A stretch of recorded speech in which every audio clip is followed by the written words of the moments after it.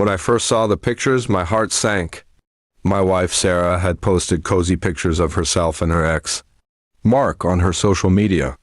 They were sitting close on a couch, laughing, and even sharing a drink.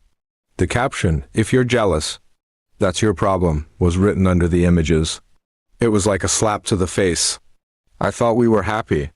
We had been together for 5 years, and I never doubted her loyalty. Sure, we had our ups and downs, like every couple, but nothing that seemed irreparable.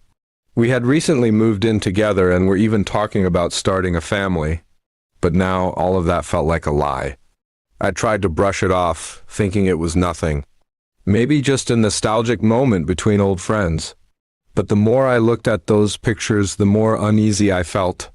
Sarah had always told me that Mark was just a friend, but now I wasn't so sure. That night, when she came home, I couldn't hold it in any longer. "Sarah, what's going on with you and Mark?" I asked, trying to keep my voice calm.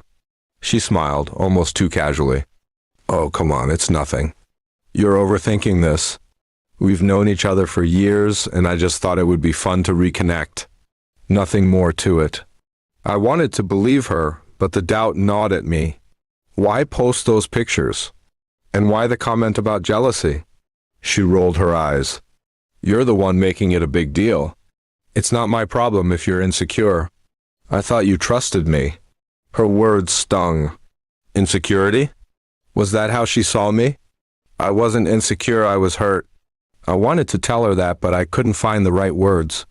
The next few days were tense. I couldn't stop thinking about those pictures and her response. I began noticing small things. Her phone was always face down when she left it around. Her texts seemed to take longer to respond to, and there was this distance in her eyes that I couldn't ignore. I tried confronting her again, but she brushed me off, saying I was being ridiculous. "If you're jealous, that's your problem," she repeated, as if saying it over and over would make it true. I thought about walking away. I thought about just leaving her to figure out her own mess.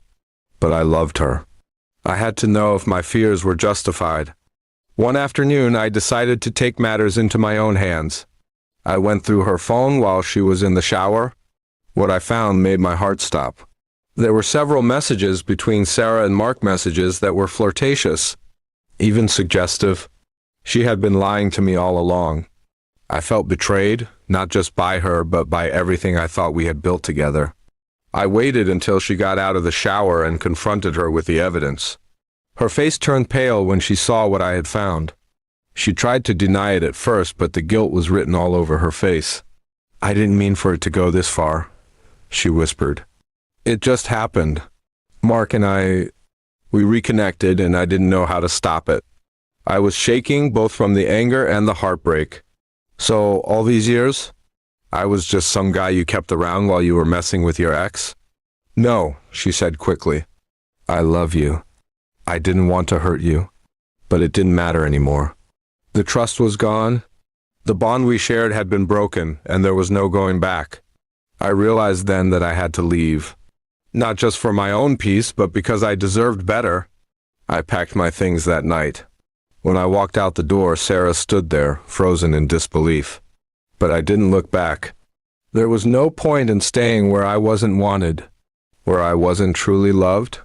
In the days that followed, Sarah tried to reach out, apologize, and beg for forgiveness. But I had already made up my mind. The pictures, the lies, the betrayal, they were all too much to overcome. I never spoke to her again after that day. It hurt, but it was the only way to move forward.